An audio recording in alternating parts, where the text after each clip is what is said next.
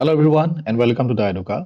আজি আমি ডিসকাস কৰিম একেবাৰে সিম্পল কিছুমান কুৱেশ্যন আমি ডিসকাস কৰিম আৰু কিহৰ পৰা ডিসকাস কৰিম ইণ্ডিয়ান পলিটি আমি একেবাৰে যিহেতু আমি এতিয়া বৰ্তমান নটিফিকেশন ওলোৱাৰ পাছত প্ৰথমটো ক্লাস কৰিছো আমি জাস্ট বেসিক খিনি আৰম্ভ কৰিছো তাৰ পিছত আমি লাহে লাহে আৰু কিছুমান এমসিকিউ আমি কৰি যাম সো আপোনালোকে ইয়াৰ পৰা গম পাব যে আপোনালোকে কিমান লৈকে পঢ়িব লাগিব বা আপোনালোকে কোনটো ষ্টেজত আছে এই এমসিকিউটা দেখি পেলাই আপোনালোকে নিজকে ধৰিব পাৰিব ইয়াৰ যেটো পিডিএফটো আপোনালোকে টেলিগ্ৰাম চেনেলত জয়েন হৈ পেলাই ডাউনলোড কৰি ল'ব পাৰিব First question le ahisu. First question amak koise je the preamble to the Indian Constitution declares India to be a. Tamane amak koise je amar jikhon সংবিধানৰ jitu প্ৰস্তাৱনা আছে তাত ভাৰতক কেনেকৈ ডিফাইন কৰা হৈছে বা তাত ভাৰতক আমাৰ যিখন দেশ আছে ভাৰত সেই ভাৰতখনক আমাৰ কেনেকৈ কোৱা হৈছে আমাৰ অপচন 4টা আছে প্ৰথমতে কৈছে sovereign socialist secular democratic আৰু ৰিপাব্লিক তাৰ পিছত কৈছে sovereign democratic republic তাৰ পিছত federal republic তাৰ পিছত unitary state ইয়াৰ আনসাৰটো হ'ব অপচন নাম্বাৰ এ কিয় হ'ব আমি প্ৰথমে আমাৰ যিখন প্ৰিএম্বল প্ৰস্তাৱনা হেখন আমি এবাৰ চাই লওঁ ইয়াত লিখাও আছে চাও sovereign socialist secular democratic republic ইয়াৰ শব্দগীতাৰ অৰ্থ কি আমি প্ৰথমে হেতু এবাৰ চাই লওঁ যদি আমি sovereign শব্দটোৰ অৰ্থ চাওঁ হেতু হৈছে যে আমাৰ ইণ্ডিয়াখন আমাৰ যিখন ভাৰত হেখন এখন আমি স্বাধীন হয় আমি কাৰো তলত আমি নাই আমি নিজৰ যিটো আমাৰ সাপোজ ডিসিশন নিজৰ যিটো আমি ল বনাব পাৰো হেতু আমি নিজে বনাব পাৰো আমি কাৰো তলত নাই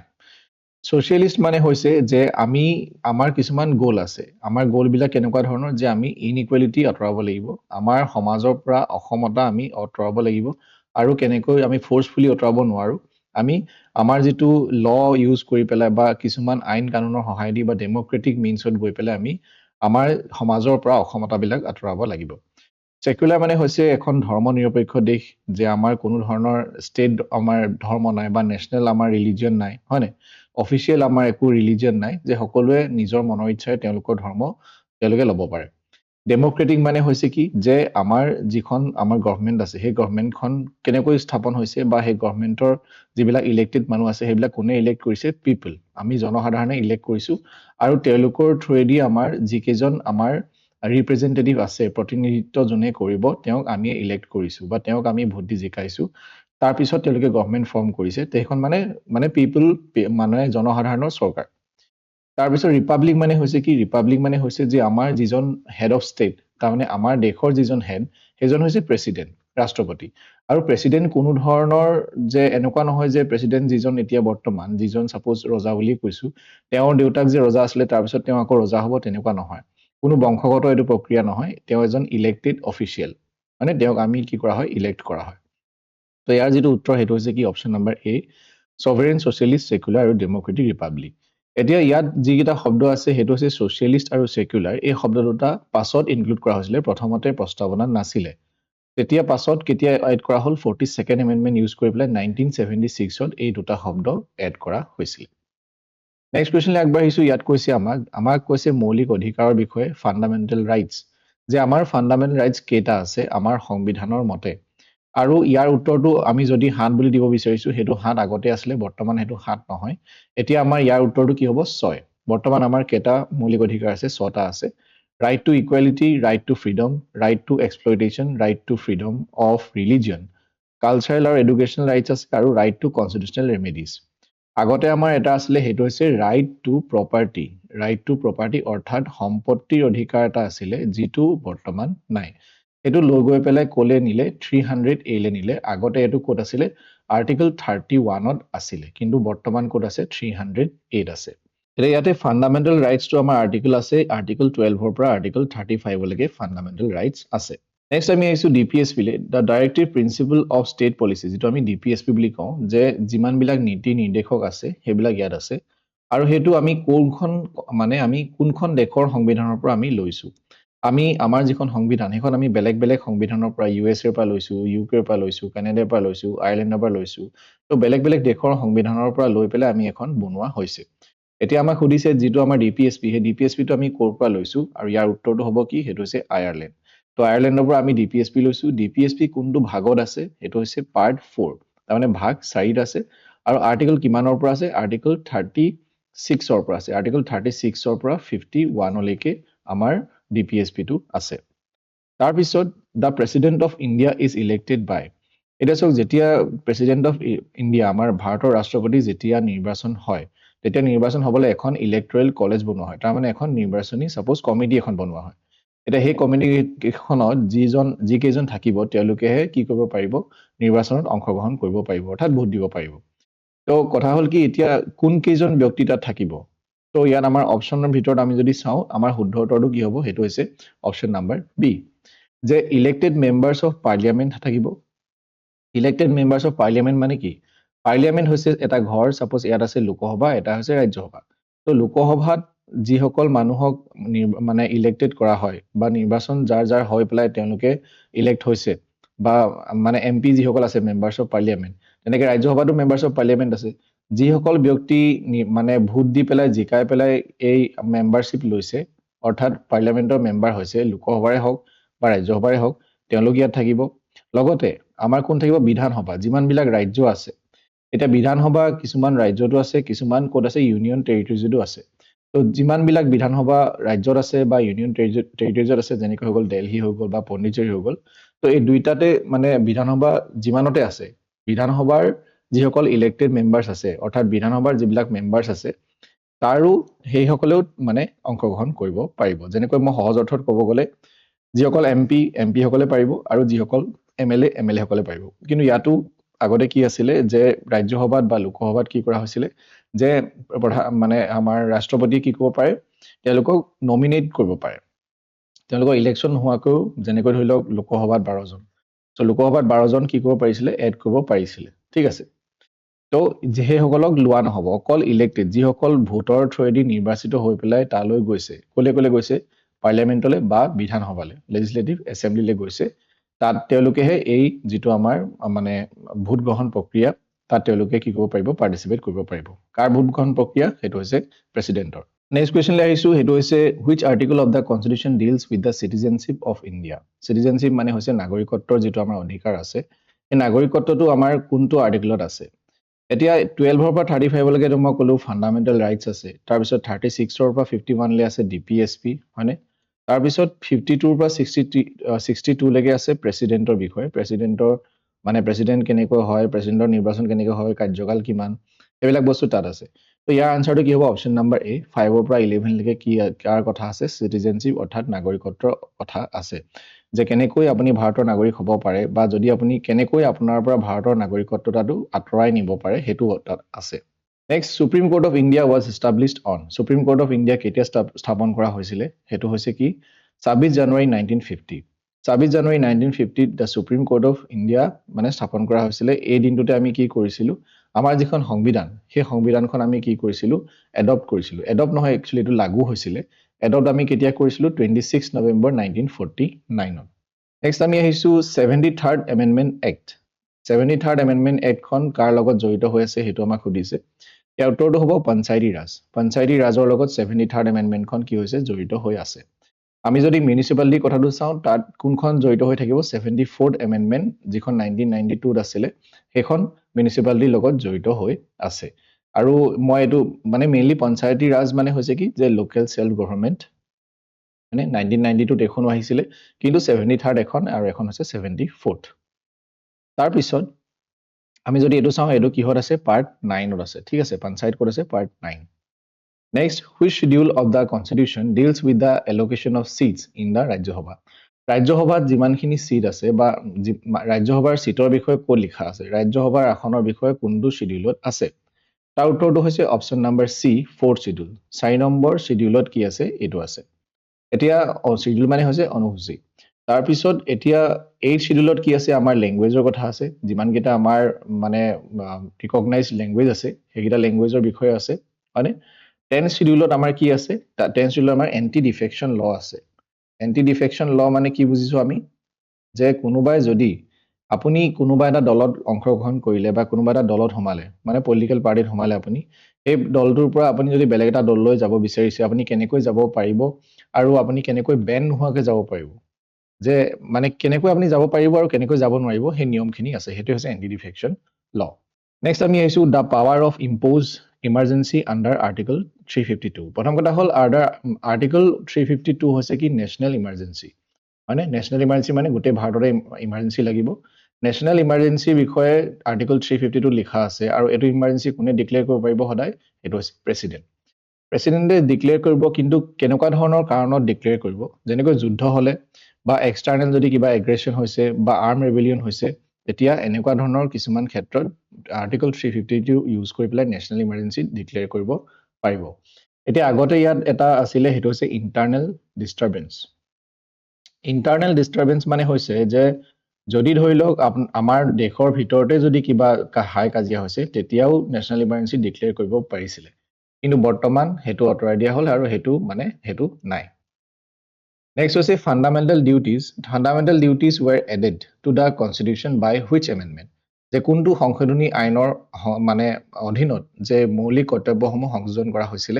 এটো হৈছে আৰ্টিকল 42 আৰু 1976 ত আহিছিল আৰু আমাৰ হেতু কোড আছে 51 আৰ্টিকল 51(8) আছে আৰু ভাগ 4(8) আছে ঠিক আছে প্ৰথমতে আমাৰ মৌলিক কৰ্তব্য এটাও নাছিলে তাৰ পিছত আমাৰ 10টা এড হল তাৰ পিছত আৰু এটা এড হল তো টোটাল আমাৰ কেটা আছে 11টা ফান্ডামেন্টাল ৰাইটস আৰু কি ফান্ডামেন্টাল ডিউটিজ আছে সো লাষ্টৰটো আমাৰ কেতিয়া এড কৰা হৈছিল 86th এমেন্ডমেন্ট 86th এমেন্ডমেন্টৰ যোগেদি 2002 চনত ঠিক আছে next high courts of India in India derive their powers from এতিয়া হাই কোৰ্টে নিজৰ পাৱাৰটো ক'ৰ পৰা পায় বা হাই কোৰ্টৰ কথা আমি ক লিখা আছে বা আমি যেতিয়া আমি পঢ়িছিলো যে আৰ্টিকল 32 আমি পঢ়িছো হেতু আমাৰ হৈছে কি যে কনস্টিটিউশনাল ৰেমেডিজৰ কথা তাত আছে যে আমাৰ ৰিটছৰ কথা থাকে যে আমাৰ যদি ফান্ডামেন্টাল ৰাইট যদি আমাৰ কোনোবাই ভায়োলেট কৰিছে আমি যদি নিজৰ মৌলিক অধিকাৰসমূহ পোৱা নাই তেতিয়াহলে আমি আৰ্টিকল 32 ইউজ কৰি পেলাই সুপ্ৰিম কোৰ্টত আমি যাব পাৰো বা সুপ্ৰিম কোৰ্টে সেই আৰ্টিকলটো ইউজ কৰি পেলাই তেওঁলোকৰ নিজৰ মানে পাৱাৰটো হেতু সেই আৰ্টিকলৰ পৰা পায় ঠিক তেনেকৈ হাই কোৰ্টে আৰ্টিকল 226 ৰ পৰা পায় ঠিক আছে নেক্সট কোৱেশ্চন আগবাঢ়িছো হেতু হৈছে the controller and auditor general CAG বুলি আমি যেটো কওঁ কেগক কোনে এপইন্ট কৰে কোনে নিযুক্তি দিয়ে হেতু হৈছে প্ৰেসিডেন্ট অপশন নম্বৰ এ প্ৰেসিডেন্টে দিয়ে আৰু কোনটো আৰ্টিকল ইউজ কৰে আৰ্টিকল 148 আৰ্টিকল 148 ত এপইন্টমেন্ট অফ কেগৰ কথা লিখা আছে ঠিক আছে next which article prohibits discrimination on grounds of religion race caste sex or place of birth তাৰ মানে আমি কোনটো আৰ্টিকলত এটো লিখা আছে যে আমি কাকু ডিসক্ৰিমিনেট কৰিব নোৱাৰো কাকু আমি ধৰ্ম ভেদে বা আমাৰ জাতি ভেদে বা আমাৰ লিংগ ভেদে বা কাৰবাৰ জন্ম কোনবা বেলেগ এডখৰ কোনবা বহুত পিছপৰা অঞ্চলত জন্ম হৈছে বুলি তাক আমি হাঁহিব নোৱাৰো বা কোনবা যদি ভালত হৈছে আমি তাৰ লগত আমি পাৰ্থক্য আনিব নোৱাৰো তো সেই আৰ্টিকলটো আমাৰ কোড লিখা আছে হেতু আছে আৰ্টিকল 15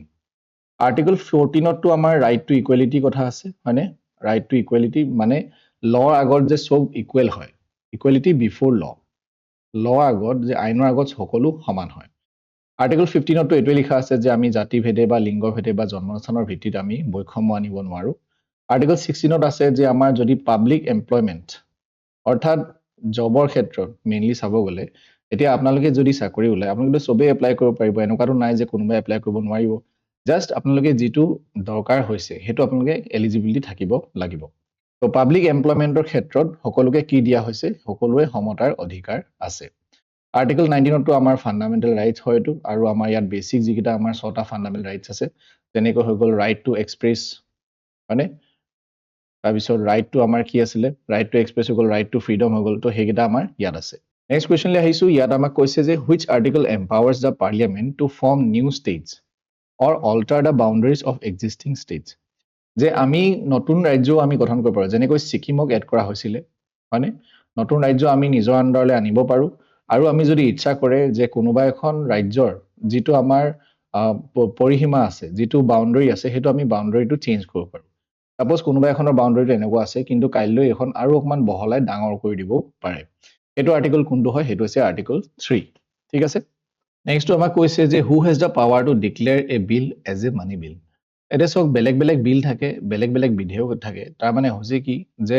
বিল মানে হৈছে কি যেনেকৈ আপুনি ঘৰত আপোনাৰ চিনবা কিবা খৰচপাতি লাগে আপোনাৰ খৰচপাতি হলে আপুনি হিসাব কৰিব যে এটো লাগে তাৰ পিছত আপুনি হেখন গৈ পেলে আপোনালোকৰ মা পাপা যাক লাগে হেতু আপুনি দিবগৈ সো আপুনি যেতিয়া দিবগৈ এই যে আপুনি যে যিখন বনাই লৈ গৈছে হেখনে হৈছে বিল যেতিয়া তেওঁলোকে এখন পাস কৰি দিব হেখন বনি যাব কি এক্ট ঠিক আছে ঠিক তেনেকৈ যেতিয়া বিল এখন প্ৰস্তুত কৰা হয় হে বিলখন মানি বিল হয় মানে পইচা পাতি ফাইনান্সৰ ৰিলেটেড হয় নে বেলেগ কিবা ৰিলেটেড সেই বস্তুটো ডিক্লেয়াৰ কোনে কৰিব সেই বস্তুটো কোনে ডিসাইড কৰিব এটো কোঅৰ্ডিনেট কৰিব স্পিকাৰ অফ দা লোকসভাৰ ওচৰত হে পাৱাৰটো স্পেশাল পাৱাৰ এটা থাকে আৰু মেইনলি হেতু আৰ্টিকল 110ত মানে ইউজ 110ত হেতু বস্তুটো আছে নেক্সট হৈছে article question number 16 the term of the Lok Sabha can be extended এটা সক আমি ন্যাশনাল ইমাৰ্জেন্সি বিষয় পঢ়িলো আৰু সেই আমাৰ ৰাজ্যিক যেটো আমাৰ ৰাষ্ট্ৰীয় যেটো জৰুৰীকালীন অৱস্থা বা আমাৰ ন্যাশনাল ইমাৰ্জেন্সি হেতুৰ সময়ত এনেকুৱাও আমাৰ হ'ব পাৰে যে আমাৰ নিৰ্বাচন হেতু সময়ত আমি কৰিব নোৱাৰিব পাৰিছো যদি বেলেগে যদি আক্ৰমণ কৰি দিয়ে তেতিয়া আমাৰ দেশৰ এনেকুৱা অৱস্থা নাথাকিব যে আমি কি কৰিব পাৰিম নিৰ্বাচন কৰাব পাৰিম তো তেনেস্থলত কি কৰা হয় যেটো লোকসভা থাকে লোকসভাৰ যেটো টাৰ্ম ইনে জেনাৰেলি লোকসভাৰ টাৰ্ম কিমান থাকে 5 বছৰ থাকে তো হেতু 5 বছৰৰ পৰা কি কৰি দিব পাৰি এবছৰ বঢ়াই দিব পাৰি 1 year at a time মানে এবাৰত এবছৰ বঢ়াব পাৰি ঠিক আছে তো হেতু আন্ডাৰ আৰ্টিকল 83 2 মানে সাব ক্লজ হেতু তাত 2 লিখা আছে তাৰ পিছত হেতু আৰু এক্সটেন্ড কৰিব পাৰি ছমা তো হেতু মানে আৰু ডিটেইলছত আমি পঢ়িব লাগিব তো মেইনলি এটো হৈছে আৰ্টিকল 83 2 যে আমি এটো লোকসভাৰ ন্যাশনাল ইমাৰ্জেন্সি ক্ষেত্ৰত আমি লোকসভাৰ যেটো মানে কাৰ্যকাল হেতু বঢ়াব পাৰে নেক্সট হৈছে which of the following is not a ground for imposing president's rule in a state যে তলৰ কোনটো প্ৰেসিডেন্টস মানে আমাৰ প্ৰেসিডেন্টস ৰুল তাৰ মানে হেতু হৈছে কি আৰ্টিকল 356 আমি আৰ্টিকল 352 কথা পঢ়িলো 356 মানে হৈছে ষ্টেট ইমাৰ্জেন্সি যেটোক আমি আৰু কি বুলি কওঁ প্ৰেসিডেন্টস ৰুল বুলি কওঁ তাৰ মানে যেতিয়া এখন ৰাজ্যত ষ্টেট ইমাৰ্জেন্সি লাগে যে তেতিয়া কি হৈ যায় হেখন ডাইৰেক্ট কাৰ শাসনৰ আন্ডাৰলে আহি যায় প্ৰেসিডেন্টৰ শাসনলে বা গভৰ্ণৰ আন্ডাৰত আহে আৰু মেইনলি প্ৰেসিডেন্টৰ আন্ডাৰত আহে তো সেই বস্তুটো তলৰ কোনটো কাৰণত আমি দিব পাৰিম কোনটো কাৰণত আমি প্ৰেসিডেন্টস ৰুল লগাব পাৰিম হেতু আমাক কৈছে তো প্ৰথমটো হৈছে failure of the constitutional machinery যে আমাৰ যদি সংবিধানৰ যদি সৰকাৰখনে যদি গঠন কৰিব নোৱাৰে সৰকাৰখন যদি ভাগি যায় তেনেস্থলতো তাত কি হ'ব তাতটো আমাৰ প্ৰেসিডেন্টস ৰুল লাগি যাব তো এটোটো হয় তাৰ মানে ইয়াৰ অপচন এটো হ'ব নোৱাৰে আমাক কৈছে which is not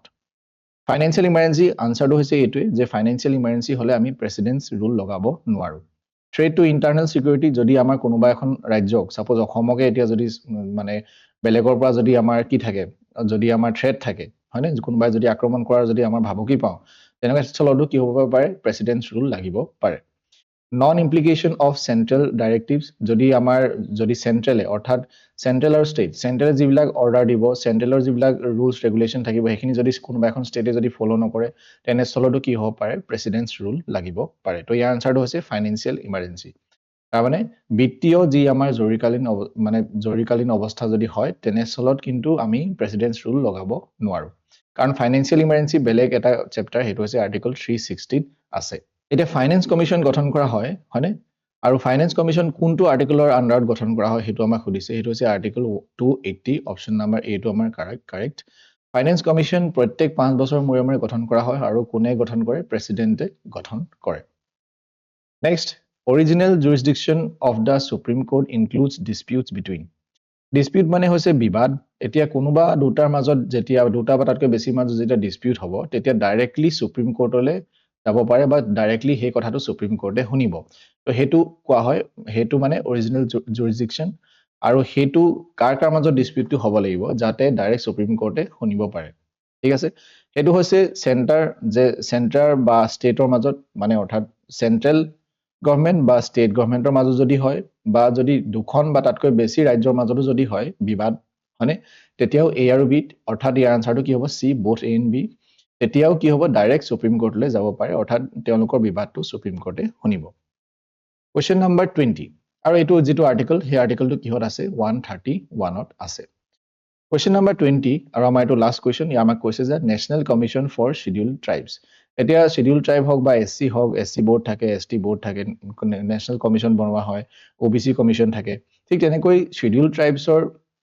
এসটি কাৰণে যি আমাৰ সাংবিধানিক যিখন বডি বনোৱা হৈছে হেতু হৈছে নেশনাল কমিশন এটো কোনটো আৰ্টিকলৰ আন্ডাৰত বনোৱা হৈছে হেতু আমাক খুদিছে হেতু হৈছে আৰ্টিকল এ 338A আৰু এটো এ মানে হৈছে এটো যেহেতু আমাকে গম পাইছে এটো পাছত ইনক্লুড কৰা মানে যেহেতু এবিসি থাকিলে গম পাবই আৰু এটো মানে বনোৱা হৈছিল 89th এমেন্ডমেন্ট 89th এমেন্ডমেন্ট দি পেলা এটো কি কৰা হৈছিল বনোৱা হৈছিল কিমান চনত 2003 চনত ঠিক আছে 89 এমেন্ডমেন্ট 2003 চনত সো এইগিটা আসলে একেবাৰে বেসিক কিছুমান কোৱেশ্চন যিখিনি আমি আজি ডিসকাস কৰিলো আমি আগলৈ ডিসকাস কৰি যাম ইয়াৰ পিডিএফ টো আপোনালোকে টেলিগ্ৰাম চেনেলৰ পৰা জয়েন কৰি ল'ব পাৰে তাৰ পৰা ডাউনলোড কৰি ল'ব আৰু যদি ভিডিওটো ভাল লাগিছে তেতিয়া লাইক আৰু সাবস্ক্ৰাইব কৰিব thank you for watching everyone good night and take care